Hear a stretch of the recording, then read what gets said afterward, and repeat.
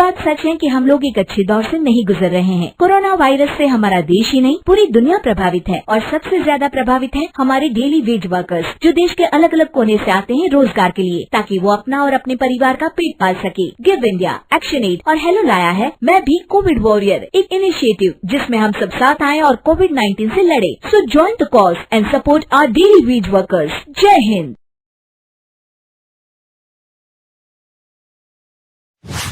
रजनी को बचपन से ही पेंटिंग का बहुत शौक था। वो हमेशा से ही पेंटर बनना चाहती थी, पर उसके माँ और पिताजी ने उसको कभी भी इस चीज के लिए सपोर्ट नहीं किया और उसकी शादी नीरव से हो गई। नीरव रजनी को बहुत प्यार करता था, पर रजनी हमेशा चुपचाप ही रहती। वो इस शादी से खुश नहीं थी। वो ये शादी नहीं करना चाहती थी। उसे तो हमेशा से पेंटर जो बनना था। अपने इस सपने को वो नहीं पूरा कर पाई, इसलिए वो हमेशा उदास रहती थी। रजनी, बहुत ही बढ़िया फिल्म लगी है, कल देखने चले? नहीं जी, कल मुझे बहुत काम है, मैं नहीं जा पाऊंगी। अच्छा तो कोई बात नहीं, संडे को चलते हैं। देखिए, मुझे फिल्म देखना पसंद नहीं है। आपको जाना है तो चले जाइए।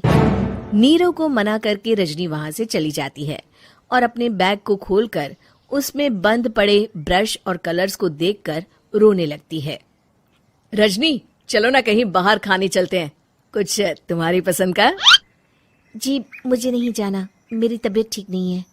रजनी वहां से चली जाती है। नीरव को समझ नहीं आता कि रजनी उससे इतना दूर क्यों रहती है। वो जब भी उसके साथ वक्त बिताना चाहता है, रजनी कोई ना कोई बहाना बना देती है। एक दिन घर पर कोई नहीं था। रजनी घर का सारा काम जल्दी से खत्म कर लेती है। घर पर अकेले होने के कारण वो सोचती है कि वो आज पेंटिंग करेगी। वो अपने कमरे में जाकर पेंट ब्रशेस और कलर्स निकालकर जैसे ही कलर मिक्स कर रही होती है कि दरवाजे पर बेल बज जाती है। अब कौन आ गया इस वक्त? इतनी मुश्किल से तो मुझे पेंट करने का मौका मिला है। रजनी दरवाजा खोलती है तो उसकी सास अपनी सहेलियों के साथ खड़ी होती है और सब घर के अंदर आ जाते हैं। अरे बहू, सबको शरबत बनाकर पिला दे, बाहर तो बड़ी गर्मी है। उफ। जी। रजनी पेंट ना कर पाने से उदास हो जाती है। उसे गुस्सा भी आ रहा होता है कि उसने इस शादी के लिए हाँ क्यों कह दी। वो रसोई में जा रही होती है कि उसकी सास उसे रोकती है। बहू, सबके खाने का भी इंतजाम कर लेना, आज का लंच तो ये सब यहीं करेगी। हाँ। रजनी बिना कुछ कहे रसोई में चली जाती है। सबके लिए खाना बनाती है। सब खाना खाते हैं और रजनी घड़ी देखती है कि ये सब कब जाएंगे ताकि वो अपनी पेंटिंग कर सके। जब शाम होती है तब सब चले जाते हैं अपने घर। अरे बहू, सब तेरे खाने की तो बहुत तारीफ कर रहे थे, सबको बहुत अच्छा लगा खाना। आपको मुझे सुबह बताना चाहिए था ना कि आपकी सहेलियां आ रही हैं। पता भी है कितना वक्त लगा सारा खाना बनाने में। अरे बहू, तू ऐसे कैसे बात कर रही है मुझसे? तो और कैसे बात करूं? मैं इस घर की कोई नौकरानी नहीं हूं कि इतना काम करूंगी। रजनी अपने कमरे में जाकर दरवाजा बंद कर लेती है। शाम को जब नीरव आता है तो उसकी माँ उसे पूरी घटना के बारे में बताती है। क्या रजनी ने आपसे इस तरह बात की माँ? हाँ, और पता नहीं उसे क्या हो गया है, शाम से बाहर भी नहीं आई है। मैंने तो कई बार आवाज दी, खाना भी नहीं खाया उसने। तू ही बात करके देख ले बेटा। नीरव अपने कमरे का दरवाजा खटखटाता है। रजनी, दरवाजा खोलो, मैं हूं। रजनी दरवाजा खोलती है और फिर वापस जाकर अपने बिस्तर पर लेट जाती है। रजनी, माँ से बात करने का ये क्या तरीका है? मैंने कोई गलत बात नहीं की है। अरे तुम क्यों ऐसे बर्ताव कर रही हो सबके साथ? क्या तुम इस शादी से खुश नहीं हो? रजनी कुछ नहीं बोलती। अरे बताओ मुझे रजनी, क्या ये शादी तुम्हारी मर्जी के खिलाफ हुई है? हाँ, मैं ये शादी कभी नहीं करना चाहती थी। तुमसे क्या, मैं किसी से भी शादी नहीं करना चाहती थी। रजनी रोने लगती है।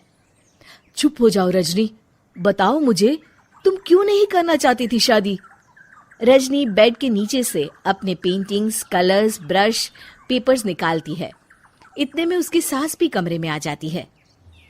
ये देख रहे हो, ये थे मेरे सपने। मैं पेंटर बनना चाहती थी, पर माँ पापा ने कभी सपोर्ट नहीं किया और मेरी शादी करवा दी। मेरे सारे सपने टूट गए। हर वक्त बस गुस्सा आता रहता है मुझे।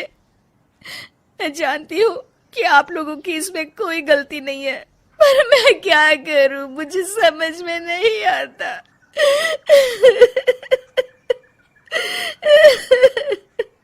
रजनी फूट फूट कर रोने लगती है। मुझे माफ कर दीजिए, आप दोनों के साथ मैं बहुत बुरा बर्ताव कर रही हूँ। अरे रजनी बेटा, चुप हो जाओ तुम। नीरव पानी लेकर आता है। ये लो पानी पियो और शांत हो जाओ। रजनी पानी पीती है और उसकी सास पेंटिंग्स देख रही होती है। अरे नीरव, हमें तो पता ही नहीं था कि हमारी बहू कलाकार है। अरे कितनी अच्छी पेंटिंग्स बनाई है, देखो तो। ये वाली तो मैं अपने कमरे में ले जाऊंगी। आपको ये पेंटिंग्स अच्छी लगी? अच्छी नहीं, बहुत अच्छी लगी। और तुमने हमें बताया क्यों नहीं? तुम जब चाहे पेंटिंग कर सकती हो रजनी। हम तुम्हारे सपनों को पूरा करने में तुम्हारा पूरा साथ देंगे। हाँ बेटा, हम कला की कद्र करते हैं।